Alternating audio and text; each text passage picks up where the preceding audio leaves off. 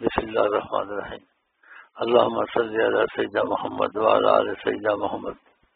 ایک چیز کی ہے، نبی عظیم صلی اللہ علیہ وسلم کی عظمت حرمت کو دل میں رکھیں، اس میں کمی نہ آئے۔ اس میں کمی آ گئی تو پھر تو بہت بڑا نقصان ہے اور بہت بڑی محرومی ہے۔ تو ان کی باتوں کی بڑی اہمیت ہونی چاہیے، خدا ان کی باتوں کی اہمیت رکھتے ہیں۔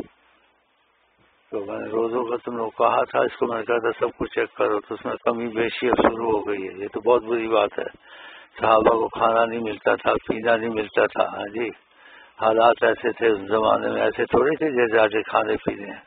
ہاں جی، یہ سہولتیں نہیں تھیں۔ اس کے باوجود اس صحابی نے کہا مجھے وصیت کی مطلب خاص تنبیہ کے اثر ہے کہ 13، 14، 15 کے روزے وسانی خلیلی، میری دل کے دوست، اس کا مفہوم ایسے ہے، میرے خلیل، میری جان، میری ایمان کا مفہوم یہ ہے کہ 13، 14، 15 کے روزے رکھنے کا کہا صحابی نے کہا۔ کتنی تاکید کی رسول اللہ نے، اور تاکہ وصانی مجھے وصیت کہتے ہیں چیز کی تنبیہ کرنا، اس کا بہت خیال کرنا۔ جو تم لوگوں نے پھر گڑبڑیں شروع کر دی، میں بیمار ہوں، اب نہیں زیادہ پوچھ سکتا بول سکتا، تو یہ چیزیں مرنے تک نہ چھوڑیں۔ اس سے نقصانات تو نہیں ہے، صحت بھی ہے، وہ بھوکوں میں فاقوں میں اتنی سہولتیں بھی ہیں۔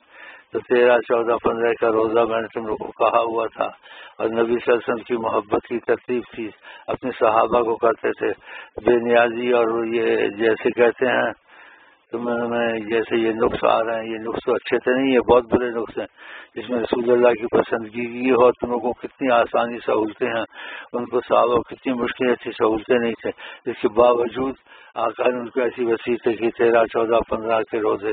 ہاں جی، وصیت کا مطلب کہ تاکیداً ان کو کہا کہ یہ تمہارے ہاتھ سے نہ نکل جائے، تو آپ ایسا کیوں کرنا شروع کر دیا؟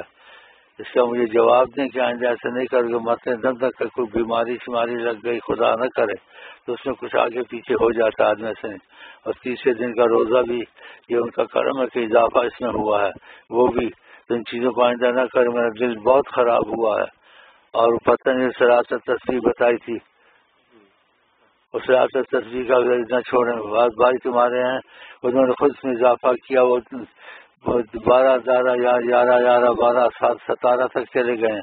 تم لوگوں کو جس چیز میں نبی کو شوق دلاتے ہیں، محبت کرتے ہیں، تو آپ ان کو کریں گے، نبی کے آپ سے محبت کریں گے۔ تو نبی سے محبت تمہارا یہ معاملہ لاپرواہی ہے تو ادھر سے تمہاری فضا کا معاملہ بہت ڈھیلا ہو جائے گا۔ تو خدا کا خوف کریں، ناشکریوں پر نہ آئیں، اتنی سہولتوں کے باوجود تم کو ہیں۔ خدا حافظ، السلام علیکم ورحمۃ اللہ وبرکاتہ۔